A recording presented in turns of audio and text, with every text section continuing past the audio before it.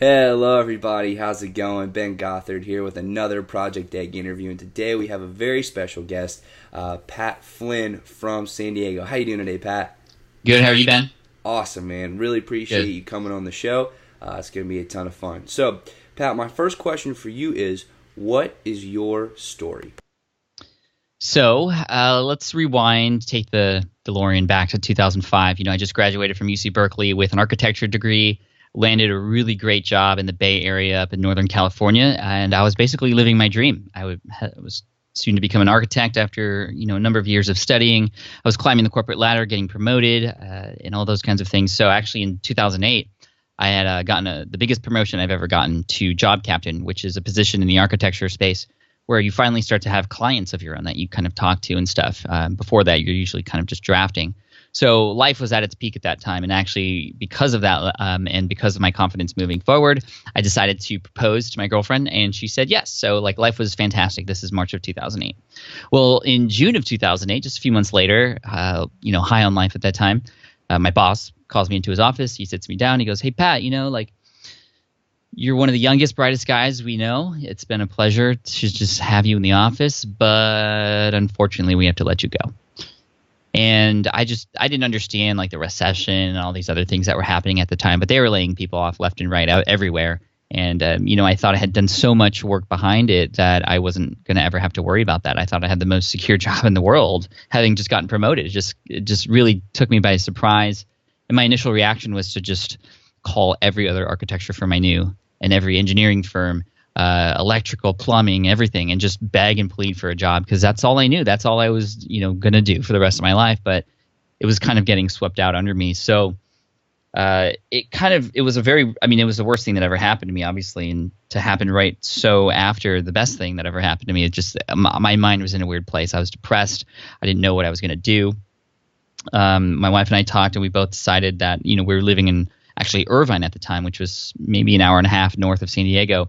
Both sets of our parents live in San Diego, so we decided to move back with them, each of us, respectively, and just try and save as much money as I could. I only had about a couple months left till my termination date, and so I took the train every day to go to work just to make whatever extra money I could till I was done.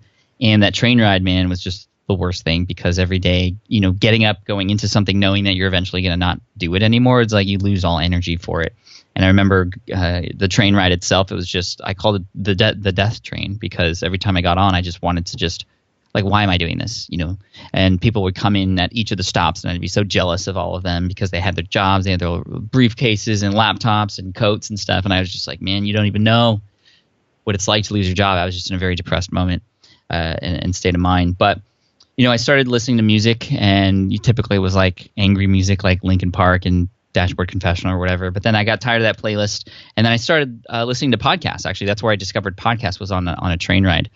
And I found a podcast in the business category called Internet Business Mastery. And that podcast changed my life. I had listened to an interview one time from those guys, Jeremy and Jason, about a guy who was helping people pass an exam called the project management exam. And I was like, dude, this is incredible. He was making six figures doing that with practice exams and study guides and stuff. I was like, what?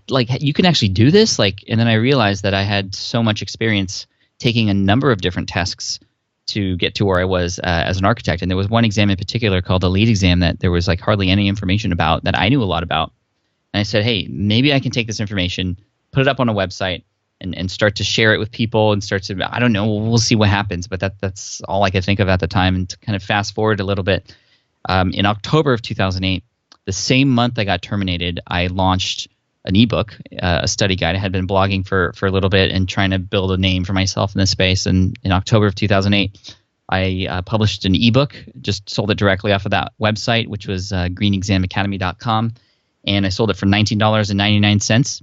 And it ended up doing very well. I made $7,908.55 from a $19.99 ebook. And it just absolutely changed my life, Ben. It changed it because I didn't even know that was possible. I had heard in these interviews that, it could be done. And here I was actually doing it, and it just completely changed my life. And knowing that I did it in a legit manner was really important too. I actually created something that was helpful, and I gave it to people, and people bought it. That was really cool because I was studying internet business at the time when I was kind of figuring things out. And I ran across all these people who seemed to be amazing, but then I realized that, they were kind of in it just to get my credit card, to buy some program, or to, they gave me 3 out of the 4 secrets. And then the 4th one you had to pay $4,000 for. And I was like, this is like a really dirty industry. Should I even be trying this? And so to actually succeed in that month of October 2008 and actually see that it can be done in a legit and authentic way just really showed me what was possible. And that's why the business models that I attempt now and then I teach others, it's always about, serving first and doing it in a very authentic way. Well, the income started to grow after that to a point of where in May of 2009, it was reaching up to $20,000 to $30,000 a month in earnings. I had also included an audio book to go along with it and started to become an affiliate for practice exams that were already being sold in the industry. And it just kind of became this incredible business model. And then a lot of people were like, Pat, how did you do this? Like a lot of my architecture friends didn't understand how I was able to survive. And so that's when I had the idea to start smartpassiveincome.com, which was the blog. Initially a blog, but then it became a YouTube channel, a podcast later on. But that's where I just started to share anything and everything I learned about online business, stuff that I wish I had done differently, failures, wins, how much money I was making. It was all being revealed there so that I could just show other people what was possible. Because for me, it took getting laid off to open my eyes to these things. And I figured, hey, you know what? I owe the world to show them what's possible, because here I am succeeding now after getting laid off. Maybe people don't have to go through a layoff in order to discover themselves and find that thing they should be doing instead. And man, Smart Passive Income has just taken off on its own too. And it's become one of the top blogs and resources for online entrepreneurship. I think people resonate with my story and the fact that I'm very upfront with everything, and including my failures. Like I said, people definitely enjoy the failures, but there's always lessons involved too. But I have since built several other businesses publicly on smartpassiveincome.com to show people the exact steps and how it works. And again, I don't always do it right, but I always share the lessons involved, and it's kind of just taken a life of its own. I've also since now I'm a keynote speaker internationally. I have published a Wall Street Journal bestselling book. I have a podcast that just passed 36 million downloads, and I have other podcasts on top of that. It's just been an amazing ride, and I'm just getting started. I have bigger plans. I'm now advising other companies, which is incredible. Other software companies. I'm part of organizations that help build schools around the world, and I've traveled around the world to see those schools. And now I'm thinking even bigger. How might I be able to, in my position, make even more change and affect more lives? And that's kind of why I'm here, because I'm trying to affect the lives of your listeners and viewers right now. That's incredible, Pat. That is an awesome story. So, I want to dig a little bit more into your history. Sure. Can you talk a little bit about your early years as a child? Kind of how you grew up, the sort of household that you were in, and how that has kind of helped to shape you throughout your life. Yeah, it's interesting. When I was growing up, it was all about getting straight A's and doing well in school and doing extracurricular activities, because that's what the colleges wanted, right? That was what I was told. My dad had supported the family fully, working one job and getting a great job out of college and supporting all of us. And I wanted to do the same thing because that's the life I knew.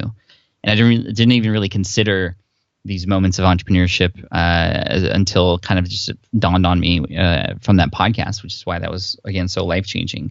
So, man, I was always about straight A's. I was always about being perfect. It was always about not failing. And I was doing very good at that.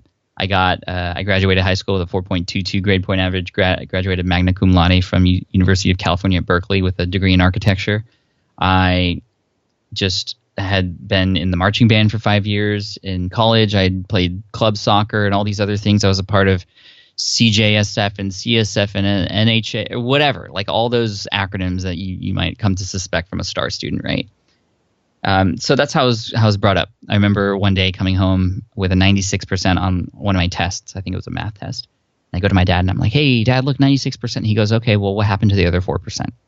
Like that kind of gives you an idea of how I was raised, which is in terms of how it played into entrepreneurship. I mean, my dad, one of the first things that he said after he learned I had gotten let go was, "Hey, why don't you go back to school, right? Get a master's degree." And the thing about my dad was he was always right. Like that, I could have done that, and that was probably a wise decision if I hadn't considered doing entrepreneurship. But I was just so upset and so torn and just so hurt by the fact that I had done all those things perfectly. I had led that perfect life and had followed the path exactly the way that I was supposed to.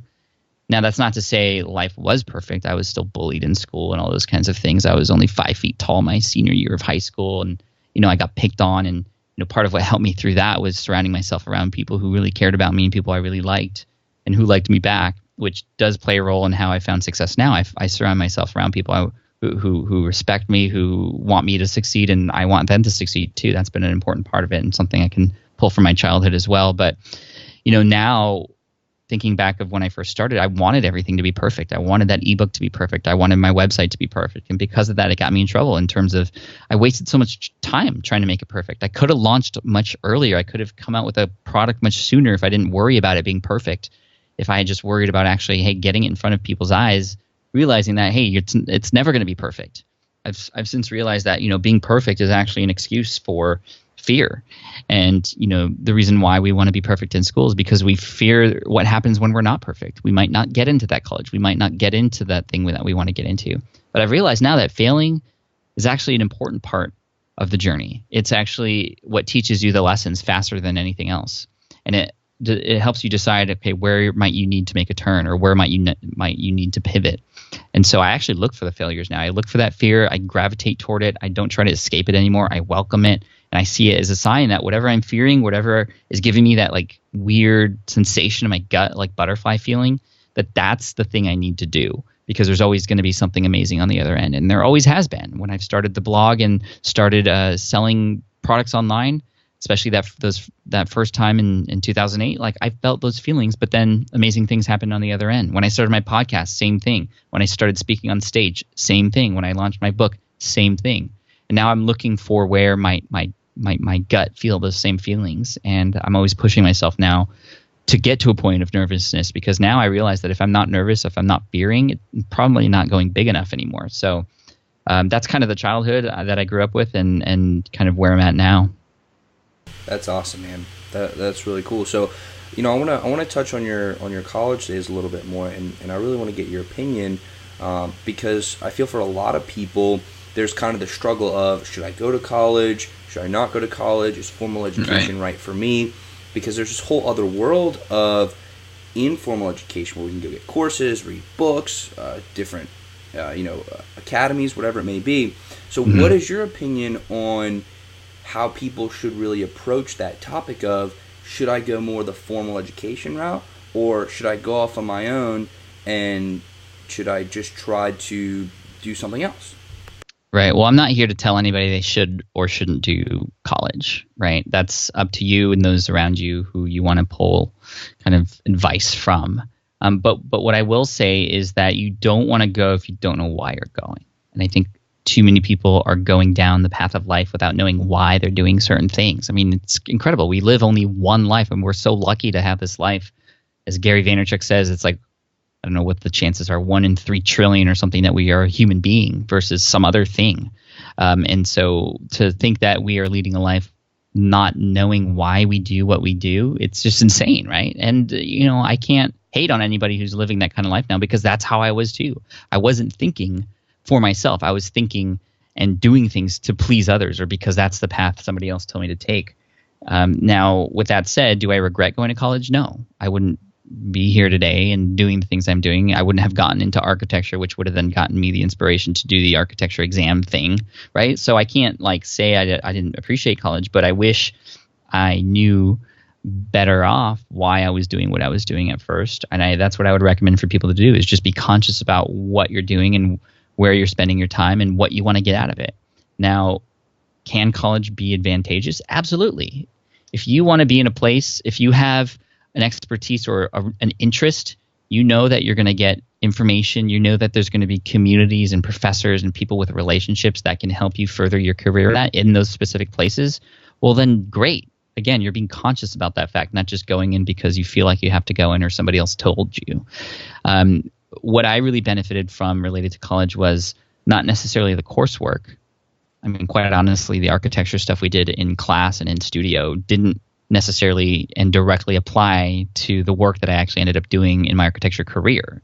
I felt like I was just starting new, even though I had gone to school for 5 years for it, because they don't teach you real life things in school, but they do teach you a lot of the information. But application is really where it's at, which is why if you go to school, try to get an internship or something where you can just put yourself in that space and get to know the people. That's the thing that I learned the most about college, was just how important it was to know people, because you're just one relationship away from amazing transformation. If you're looking for a change, you're just one relationship away from somebody helping you, somebody giving you an information that you need, or somebody who knows somebody that can give you that information or that lead or that reference or whatever, right? And I was the person growing up, going back to my childhood, who was always in the class getting those straight A's, but never saying a word. I would just I was like the kid in class everybody hated because I just set the curve every time, right? But I wouldn't say anything, and I wouldn't raise my hand to answer questions. When called upon, I'd just be freaked out and say the least amount of words possible. I didn't like to just talk to new people. I was just very much into my friends, and that's it. And so, what I realized in college is just with the space that you're in and having to meet new people all the time, how beneficial that was. Some of the people who I met in college, both other students and also professors and teachers and directors, they've been transformational for me in my story. They are the reasons why I am where I am today. And not only that, college is definitely great for learning how to learn better. I think you're going to be forced to do potentially classes that may not align with exactly where you want to do for GE purposes, but I loved to challenge myself to see how fast I might be able to learn, or devise different kinds of ways I could learn and study and retain information, which is and has been very helpful for me as of late, now getting into the things that I do. Also, time management and just understanding how to organize and prioritize. I think that's another thing, because there's so many things you can do. And when you're in your home as a teenager and getting ready for college, you're still living in somebody else's home and their rules, and it's up to them to help decide certain things that happen in your day. But when you're off on your own, it's all you, and you can make whatever decisions you want, and it really helps you understand what's important sooner when you're in that kind of situation. So, in that regard, I do recommend if you have the opportunity to, kind of get into a space where you can be a real human being and live for yourself and really see what that's like. You're going to learn a lot.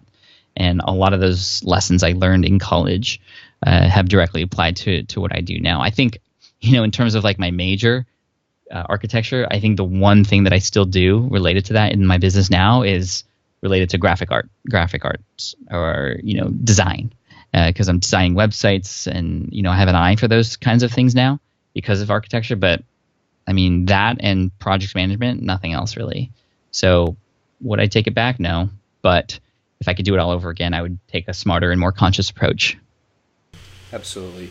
Now, a little bit earlier you mentioned how it's important to be aware of what you're doing and why you're doing it, right? So could you maybe give a little bit of advice to people who are struggling to figure out that why? They're struggling to truly find their purpose, and they may be going down a wrong path or going down the right path and not even knowing it. So what advice would you give to those people? Yeah, I mean, you're going to have to take some time to reflect on exactly what you want. And a lot of times, most people don't even do that. Like, what do you imagine life to be like, or what would you like it to be like 3 years from now or 5 years from now?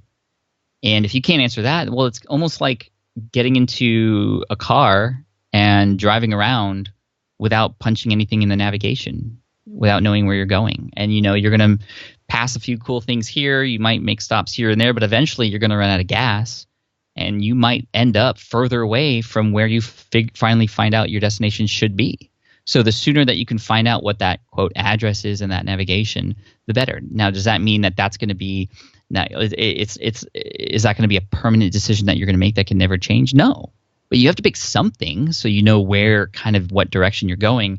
And along those same lines, I think it's really important to find others who are there already at that destination so you can understand – who it is that you should be getting mentorship from, whether it's direct mentorship or virtual mentorship, just by following what they do, or who can you ask questions to? Like, you're gonna find that thing in the navigation, and you might put it in there, but you might not have the directions, and you might not have the compass to go along with it. So it's really important to find other people who can help fill in those directions, fill in that gap, and also just give you some inspiration of somebody. Like, there should be somebody in your life who can inspire you, who, even if you don't have direct contact with them, you can be like, oh man, I want to think like that person, or I love what this person's doing, so I'm gonna follow what they do and just kind of lead a life similar to theirs. Now, don't copy what they do. Don't just always be a follower. You're going to need to lead in order to become successful, which means you're going to have to find your voice and find yourself,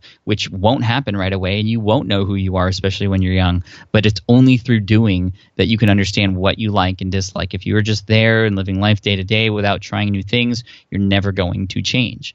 I think it was Einstein, or I'm going to butcher this quote, but I think he said that, like, insanity, the definition of insanity is doing the same thing over and over again, expecting different results each time. So you're going to have to do things. And when you do things, that's when you learn about yourself. And are you going to be doing the right things all the time? No.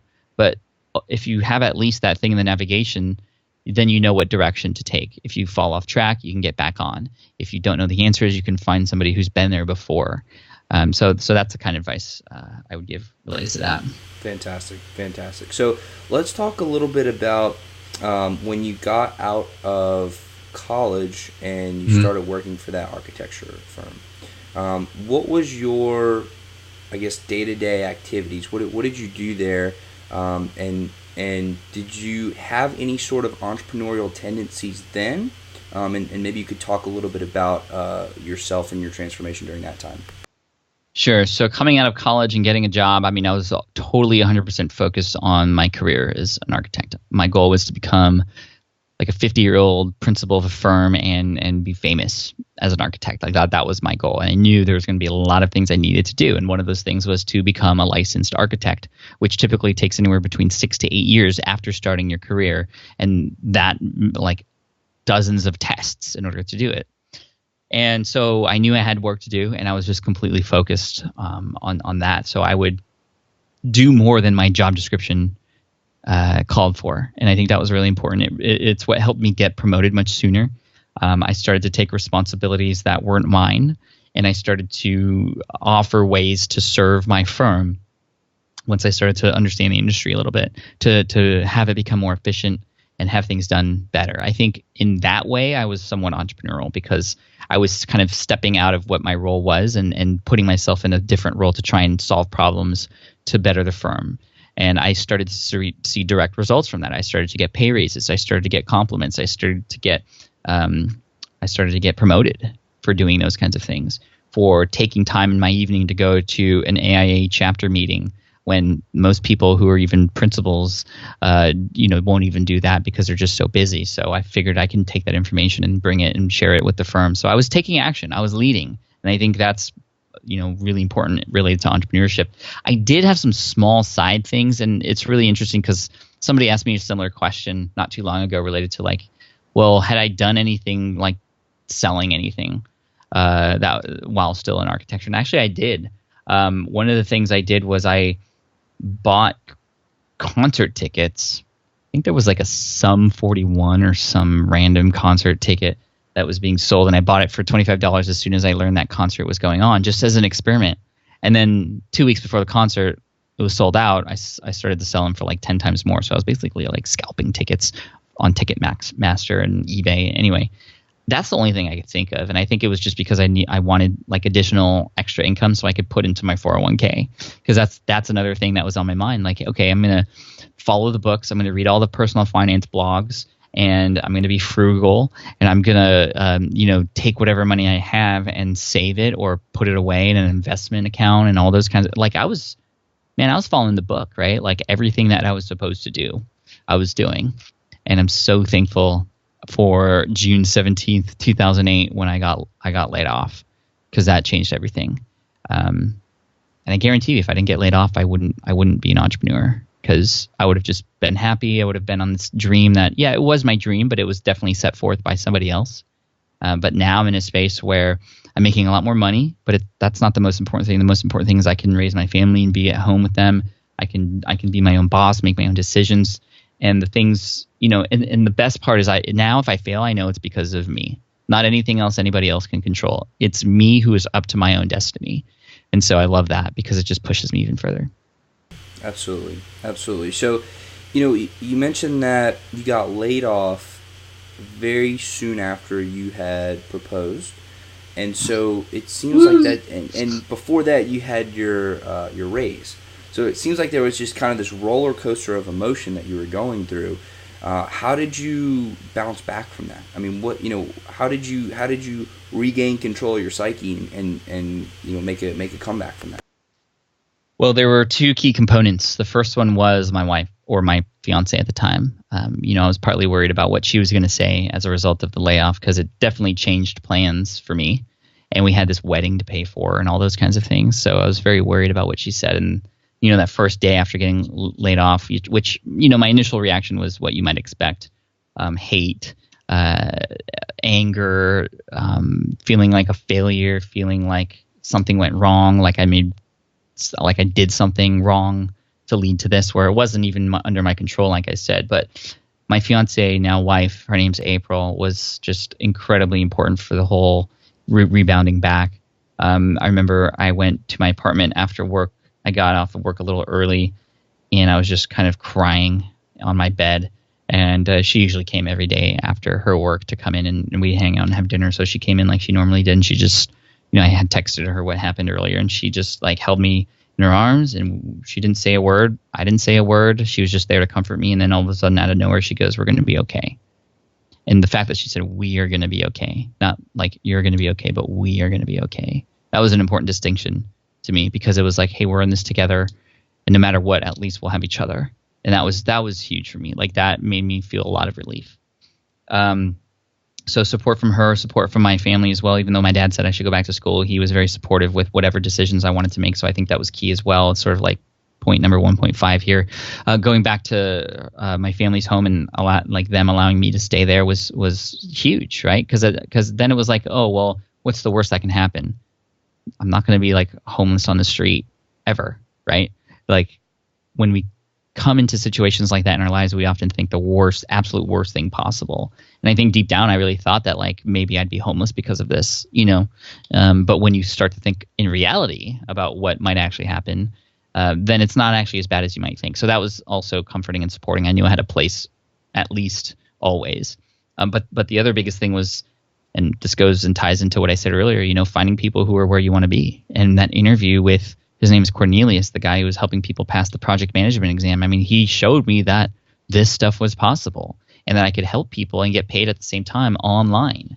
And that was just the boost of motivation I needed. And that didn't come right away. That came only after busting through my playlists and then discovering the podcasts. And that's a major reason why podcasts are really important to me, because they absolutely changed my life, hearing other people's stories. So I've been trying to do the same with stories that I feature on my podcast as well. So those are the two big things that helped me rebound. And then as I was going along, trying to figure this internet thing out, trying to figure this blogging thing out, there were a lot of times when I wanted to give up. I didn't think it was right for me.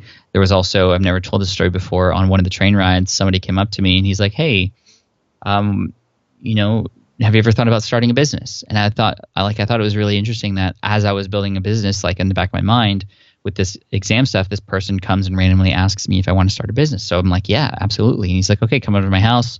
And so I was just kind of desperate at the time. So I came over to his house, and he pitches me on this MLM thing. I don't want to mention any companies, but he's like, "Hey, you can join this company, and then you get this. And if you get people to sign up under you, you'll get percentage of that." And it was like all really exciting. And it was like numbers. Oh my gosh, like this is saving grace. And then I go to one of these like chapter meetings or something. And then I realize, like, it hits me that like this is just some like scheme or scammy kind of thing going on.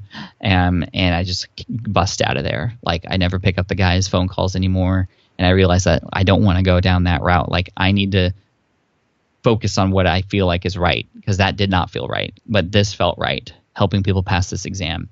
And so what really helped me moving forward was appreciating the small wins. So taking this big idea of launching a business and breaking it down into, okay, I need to get the website up. Like, let's focus on that win. Boom, got the win. Okay, now I need to start writing content on it. Let's focus on that. Boom, got a win. I'm going to write this book. That's a big goal. So let's break it down. Okay, let's write this first chapter and just see where that goes. Boom, got a win. Chapter 2, chapter 3. And then those little milestones start to add up, and they start to help you build momentum till you get to that end goal. So that was huge, and that's how I kind of was able to keep going. That's incredible. That was incredible. So, I want to talk about your business, your first business, with the ebook. So, when you were writing that and building that, and I believe you said you made like $7,000 something dollars. Yeah. About $8,000. About $8,000 selling the $20 ebook. What actual steps did you take in order to make those sales and generate that income? Because it's one thing to say I wrote a book and I sold, but maybe you could take us through some technical skills of how you actually got there. Sure. So it took me about 2 months to write, and I got the idea from a mastermind meeting. Actually, Jeremy, one of the hosts of the Internet Business Mastery podcast, decided to move to San Diego, which was very fateful for me as well. And he invited people in the community that we were all in, to whoever was in San Diego, come and meet with him. And that was like scary for me, but I knew it was something I needed to do. So he met a bunch of other entrepreneurs and me there at a Panera in Mira Mesa, California, which is actually the same city I grew up in. So it was just right down the street from me. And I remember going to this meeting and hearing all the other people who were there and the amazing businesses that they had and like how well they were doing. And then I was just so worried, because when it was time for me, I was like, I didn't have anything to share. I just had this like blog that I started helping people pass this exam, and I have never, like, I'm not making money off of it right now. I'm just trying to build an audience and build credibility, which I was doing through posting free information online, and I was getting found in the search engines. So that was working a little bit. And then also getting very involved in forums in the architecture industry. That's kind of what put my name on the map, because I wasn't there selling anything. I had nothing to sell. So what I was doing was just answering as many questions as I could. And my idea was, okay, maybe if I get enough traffic coming to this website, I could put advertisements, and that's how I'd be able to make money.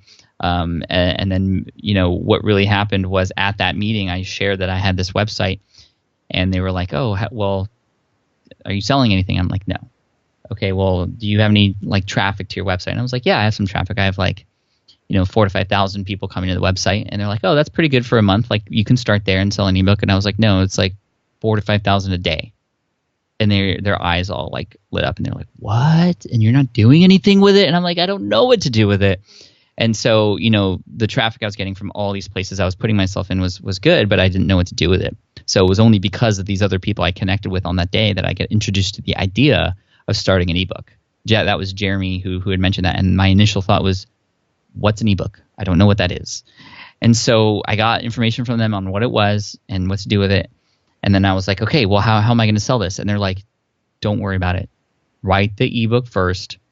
That's all you should be focusing on, which I think was huge, because I had so many questions, but I knew that I had to write the book before any other of those questions even mattered. So I spent a month and a half writing that book. At the same time, I was still, getting notoriety in those forums and sharing information freely on the website, which was helping with search engine traffic. So traffic was increasing. So steps to write this ebook: writing the outline, very important, but then taking it just chunk by chunk and putting it together. So I did that in Word, and then I converted that to a PDF file, and that was my book. I didn't like launch it on Amazon or any of those other things. I hired I used my design skills on Amazon to create a cover for it. That was like the only other additional thing besides the text that went along with the book. So after that, I had this ebook, but then I was like, okay, now how am I going to sell it?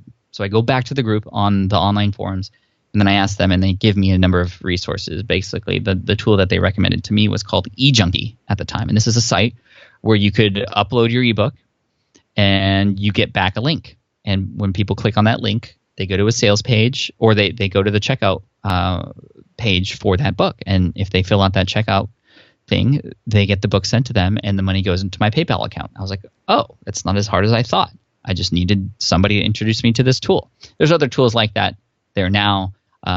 Coach is one of them. Gumroad.com is another one. But they all basically do the same thing now. But anyway, I don't know even know if eJunkie is still around. But I did that. I put it up there, and I got this link. And I was like, okay, great. Where do I put it? I just put it on your website. And all I did was put it on my homepage. And because I had some traffic coming to the site already, people began to click on that link.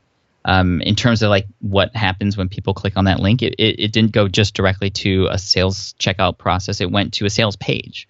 So I said, hey, you can buy the Lead AP exam walkthrough by clicking on this link. And I had a little button that I had put there, and that was on the bottom of the homepage. So when people click on that, it was a sales page.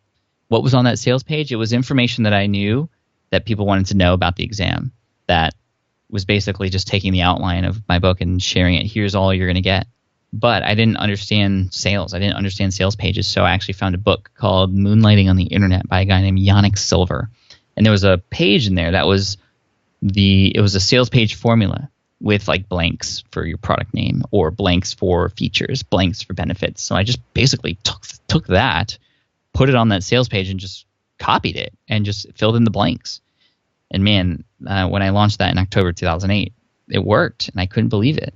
But the interesting thing is I remember the first sale like it was yesterday. It was at 8:40 a.m. And then I remember initially just being really excited about it, but then almost immediately after that, feeling very scared, wondering if this person was going to ask for a refund, wondering if I had done everything correctly, wondering if even this person got the email that he was supposed to get, having that thing, just so worried about everything. And so I was like hyperventilating a little bit, so I had to go outside for a walk. And when I came back, another sale had happened. Another notification came in from PayPal while I was on a walk. And that's when this whole idea of passive income started. The idea that like you can have these things set up for you and then kind of just walk away a little bit and have those things take a life of its own.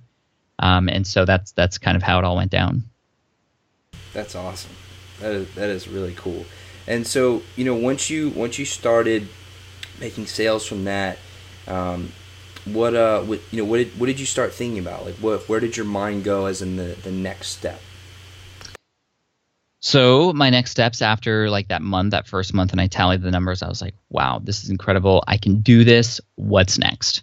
And so I tried to consider what other products I might be able to offer, what might be helpful. And the first and sort of lowest hanging fruit was to create an audio version of that ebook study guide. And I was like, great, we can do this. I bought a microphone and I bought, or actually, no, I didn't buy a microphone, but I was just like, okay, I downloaded a software that would record my voice.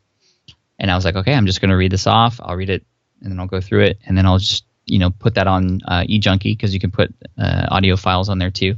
And so I was like, this is perfect. And so I spent 3 days, 8 hours a day, recording word for word what was in the book into audio files. And it turned out to be like several different MP3 files, one for each chapter.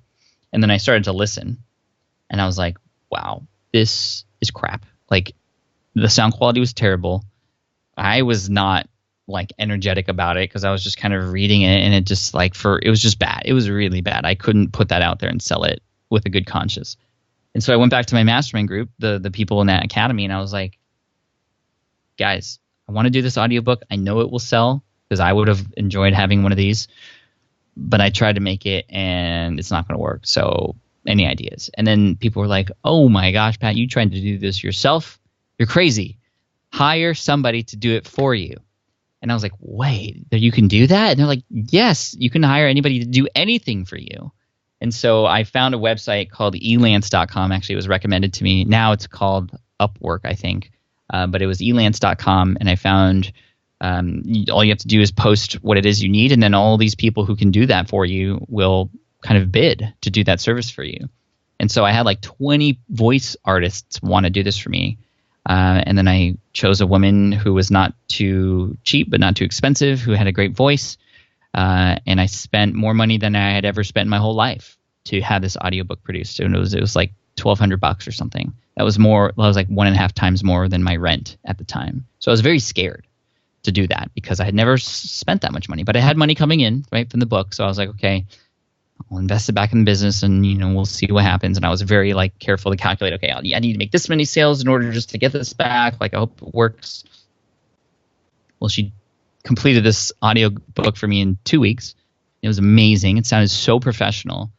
So I packaged that together, zipped them all up, and sold it on my website as well. So you could buy, at the time, my ebook was $29.99. I upped the price. And then I had the audiobook for sale for the same. So about $30 for each of them. Or you could buy both of them for $44.95. So it was like a package deal. And 80% of the sales that month were for the package deal. And And so I had made a significant, bump in my income. And honestly, the first 2 days after selling that, I had already made up the cost of that audio file to get it produced, and it just blew me away. So I was thinking of other things to do, and so I then realized that part of my journey taking the same exam was taking practice exams. So I tried to look for things that would help me make practice exams, and I put some bids up on Elance. Okay, I want a software that does this and something that does that. And I got these bids back that were like way too much over my price point that I wanted to spend on it. And then I actually realized, wow, I remember taking practice exams when I was studying for this test. Maybe I can partner up with this company that actually is the one who does this. So I reached out to them, and I was like, initially I was like, hey, I love your stuff. Can I share you on my website? And I showed them how much traffic I got. And of course they were very interested. And so I was like, and they were like, okay, well, what kind of deal do you want to do? And how much is it going to cost? And I was like, I'm going to charge you $50 to put an ad on my sidebar. And I was like, oh my God, I hope that's not asking for too much. And they're like, yep, okay, done. And then I must have driven like 5,000 leads for them that month through that link. And I got paid, I got paid $50. I was like, that's $50 I didn't have before. Like, how awesome is that? And then the next month I was like, hey, you know what? I've seen a lot of clicks go through. I think I need to increase the price to $100 this time. And they're like, yeah, totally fine. Whatever you want. And again, I sent them like thousands of leads. And then like I went to my mastermind group and I was like, guys, like there's this really cool thing that's happening. I have ads on my website. I'm getting paid. And like all I did was include an advertisement on my site. And they're like, how much are you charging? I'm like $100. And they're like, okay, we need to rework the numbers here. And so, we got it up to like $350 a month, but they signed a contract for 6 months for like $2,000. So they were able to save a little bit of money by going into a 6-month contract. I got a check for like $2,000. So that was like a bigger win for me, right? Huge, especially considering I had only charged $50 at first. But then I realized that there was this thing called affiliate programs, where you could sign up to sell another company's stuff and get a commission from the sales that you make, which is really cool. It's good for that company because they know that they're only going to pay you if they get a new customer, as opposed to sometimes when you run an ad, like you have no idea if you're actually going to get click-throughs or sales.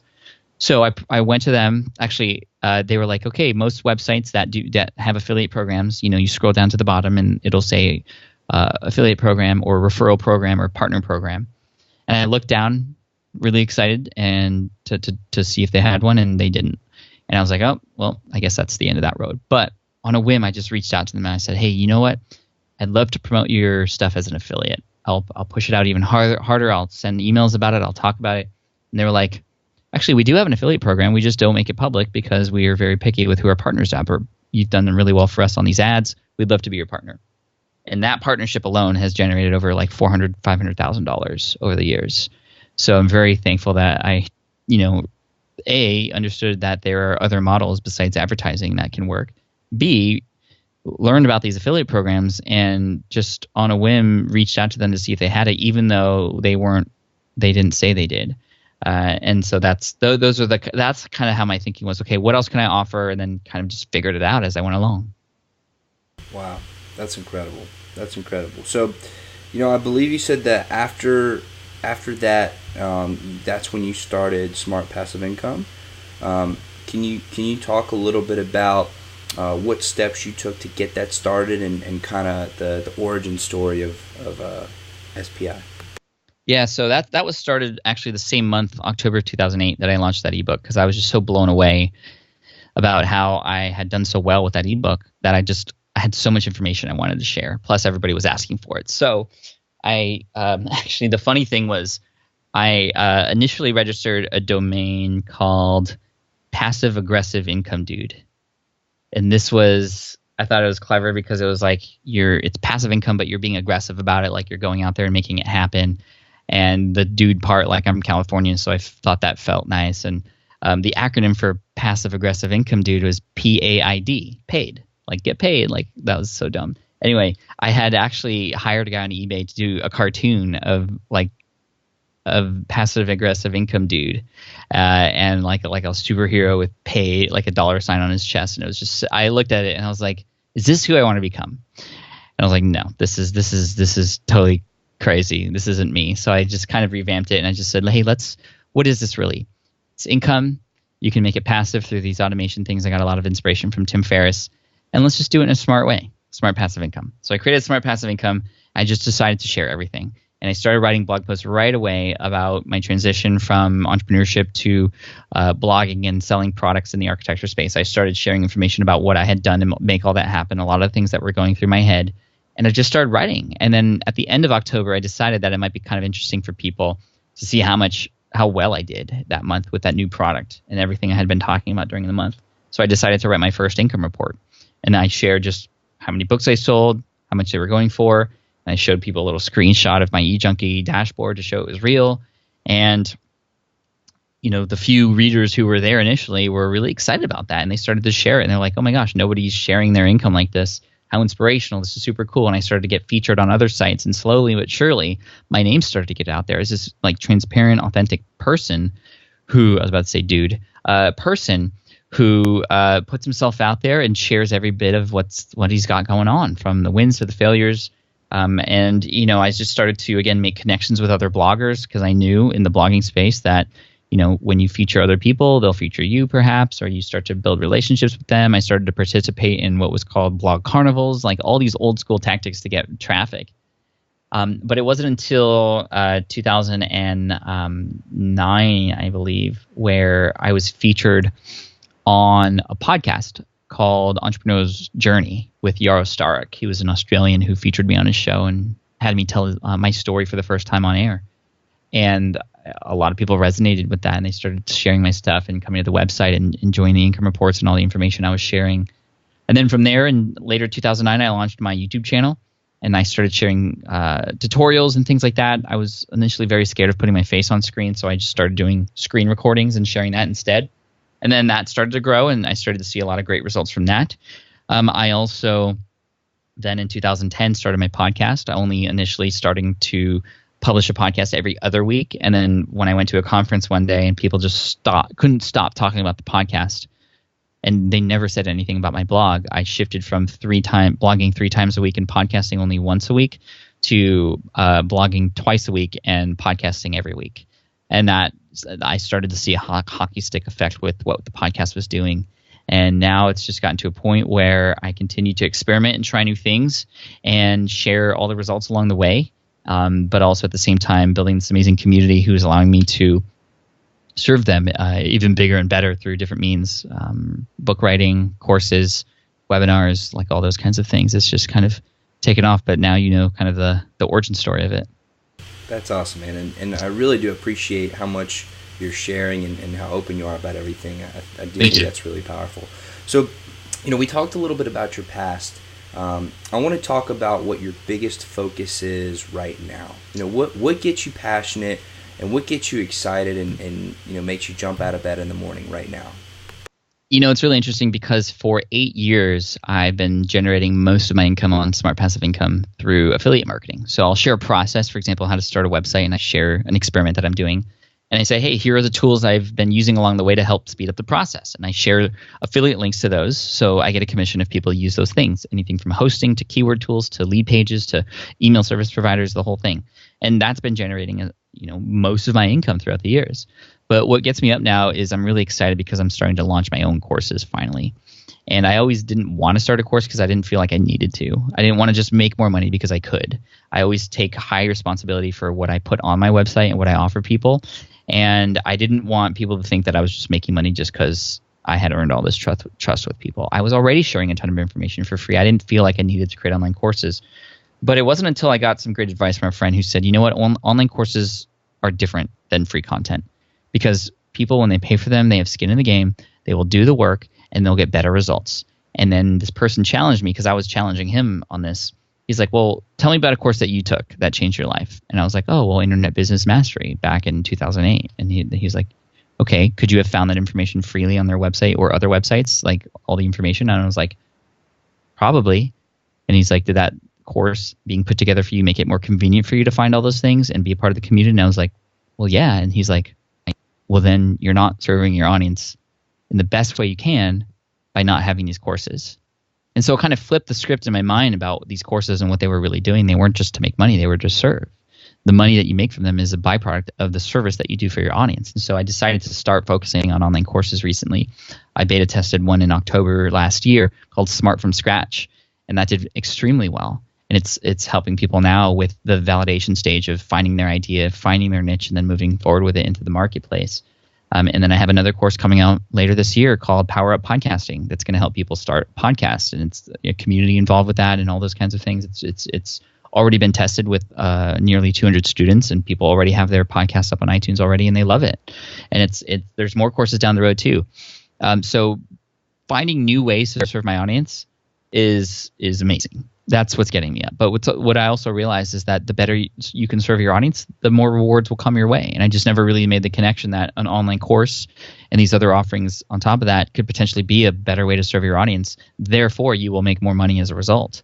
And so that's really exciting to me. And plus, the book stuff is really cool too. I love kind of seeing how might I be able to make an impact in the book world with Will It Fly being self-published, but still a Wall Street Journal best-selling book. It just showed me that, really the sky's the limit as long as you have that community behind you. And so I'm working on my next book right now. Will It Fly actually is now being published in other countries and other languages, which is insane. And I'm just always looking for bigger and better things. I think, the thing on my mind in terms of the future is how can I make a bigger impact? And so I'm looking to explore other ways outside of the SPI realm to make an impact, mostly through education. For instance, like I said, I'm an advisor for Pencils of Promise, which is an organization that helps build schools around the world.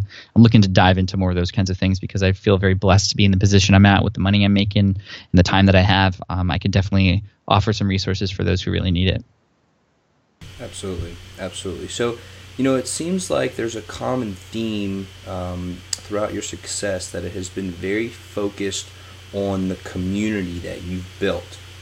And whether it be from the students who need architecture help or the passive income individuals, it all seems to stem from that community. So, can you talk a little bit about some technical things and give some actionable steps that people can do in order to truly build a real community and to grow it from scratch? Yeah, community building is one of my specialties.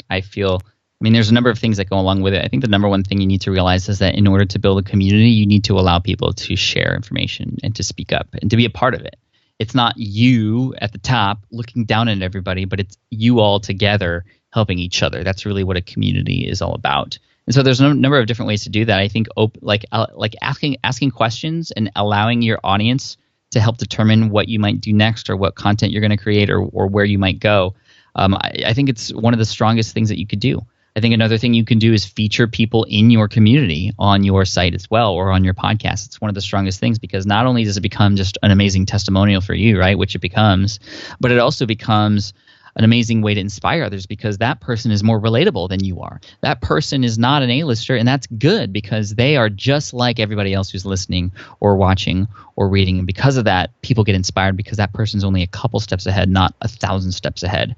So that all helps with community building. And I think the most important thing that I've done is opening up the factory doors a little bit, bringing people into my business, showing people around and what's working, what's not, and being human about it and owning up to my mistakes. But it's like when you go on a beer factory tour, or brewery tour, like it's amazing to see things behind the scenes. You fall more in love with that brand because you've just gotten an insider view of how things are happening. And it's just we as humans are very curious about those kinds of things, and we gravitate towards things which we know more about. So offer more information about what you do and how you do it with others, and you're going to find that you're going to be able to build this community. And not only that, having a place where people can feel safe with each other. So Facebook groups, for example, would be an easy place to do it. But there's many other places you can kind of foster that community and keep people communicating with each other. That's awesome. So, we talked a little bit about your past, and we talked about what you're working on now. So can you talk a little bit about the future for Pat? What is really where do you see yourself going in the next couple of years, and I guess what are your biggest goals and what's your vision moving forward? So for me, like I said, I'm working on these courses and stuff. There are things that are bigger than that. I know, to serve my audience. I'm focused. I came back from an event recently that talked about the power, just the true power of holding a live event. And that's something that I was always scared to do. But again, like I said earlier, I almost kind of look toward that now as a sign. And so I'm excited to host my first live event next year. And it's going to be big. It's going to be fun, and it's going to be challenging. But I think it's going to bring, like you said, the community together, and it's going to help us grow all stronger together too. And again, it's not about making money, although I hope it'll be profitable. Oftentimes people start these events and they're not profitable, but that's not what it's about. I know that it's going to foster the community. I know that it's going to help the brand grow and become stronger, and I'm excited about that. I'm looking also forward to getting more into mainstream down the road as I start to branch out and do bigger and better things.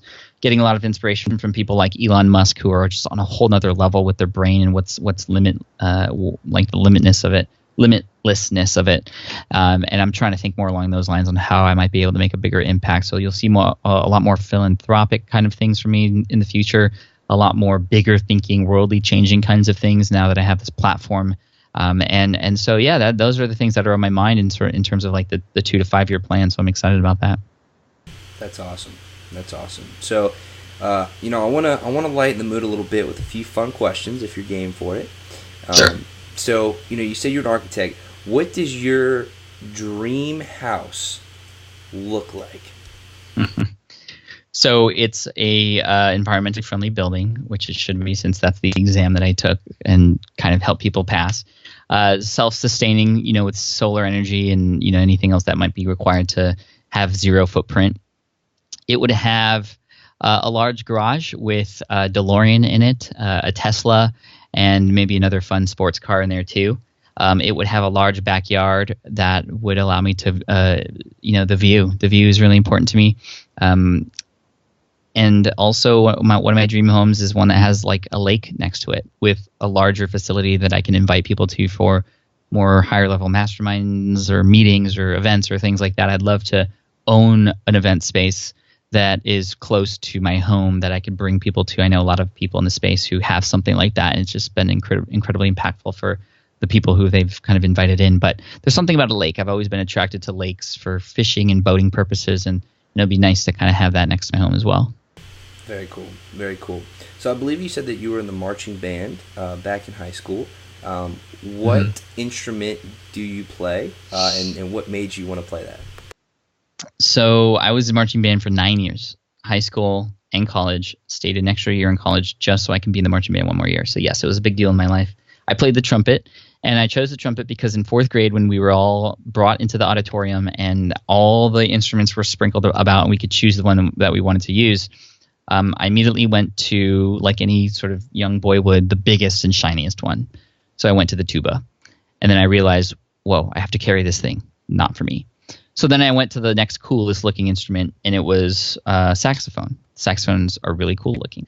And I started to blow in it, and I couldn't even make a sound. It's very hard to do a woodwind instrument if you don't know how to do it. And so I put that down, and I picked up the trumpet, and I looked at it. I blew in it. It made a noise, kind of like a farting noise, but it was still cool.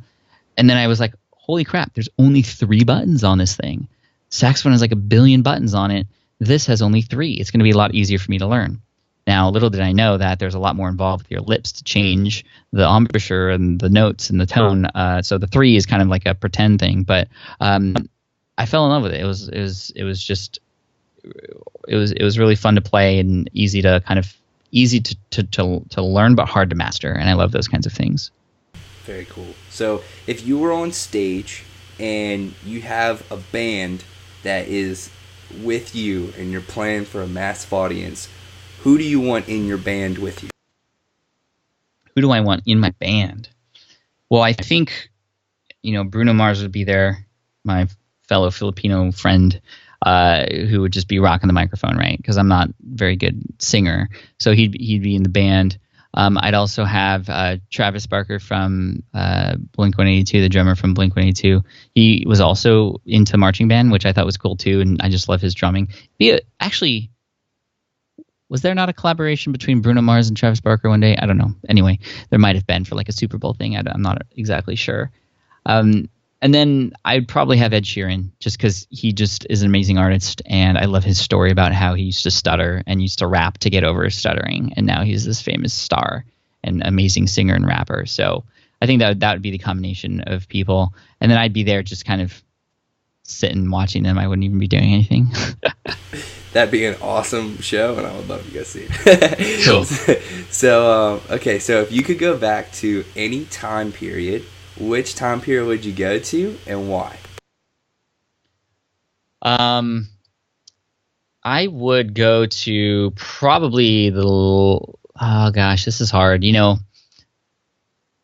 it's interesting because I get the DeLorean question all the time. I mean, I would have loved to be around in the 50s. I think that, like, with the music and just like the way the cars looked and the way people dressed, like it's totally up my alley. I think visiting the 50s would be a lot of fun. Although obviously there'd be some challenges with that. It'd be really fun era to kind of be around.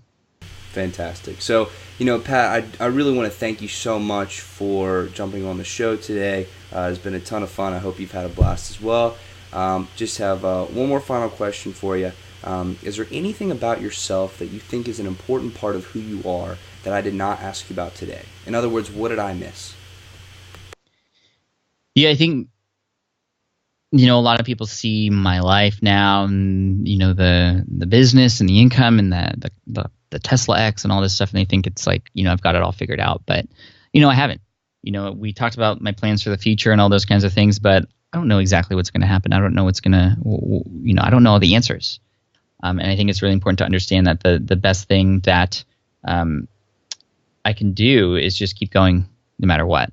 And I think people have to realize that, you know, you might not know all the answers, but as long as you know where you're going, you can find some people who can help you find those answers. And I'm a living example of that. As I continue to push myself, I continue to ask a ton of questions, and not being afraid to ask those questions is something that I've just recently learned how to do. Because I don't know if it was because of my pride or because I don't know, whatever. I just didn't like asking for help. I wanted to figure things out on my own. But I've recently learned that, you know, there are a lot of people out there who want to help, and if they offer it to you, you have to learn to also be a good receiver. And on the other side, that, you know, obviously being a good server, but being a good receiver is an important part of it too. And asking for help when needed. I mean, that's the fast track to success. I mean, you're not bugging anybody, but you could actually find somebody who wants to help you, but you won't know unless you ask. And so just not being afraid to have other people help you fill in those holes is really important. And that's kind of something I recently learned too. Absolutely. That's profound. So, Pat, you know, again, I want to thank you so much for being on the show. It's been an amazing time, you know, sharing this with you. To everybody who's listening, thank you so much. Y'all are the reason that we do this. I love y'all so much. And this has been another Project Egg interview. Today we've been talking to Pat Flynn from San Diego. Everybody, let's build a better world together.